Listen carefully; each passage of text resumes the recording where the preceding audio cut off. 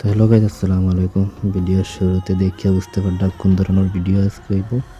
তো ভিডিওটা বানানোর কোনো উদ্দেশ্য আসলো না, কিছু জিনিস বুঝাইবার লাগে ভিডিওটা বানানি। দয়া করে ভিডিওটা লাস্ট পর্যন্ত দেখবা, অনুরোধ রইল। এটা বানানোর মূল উদ্দেশ্য হইল গিয়ে বর্তমান যে জেনারেশনের ছেলেরা একটু বেশি বিমল শিকড় সিগনেচার এইসব খায়, যেমন আমিও খাই সিগনেচার একটু বেশি।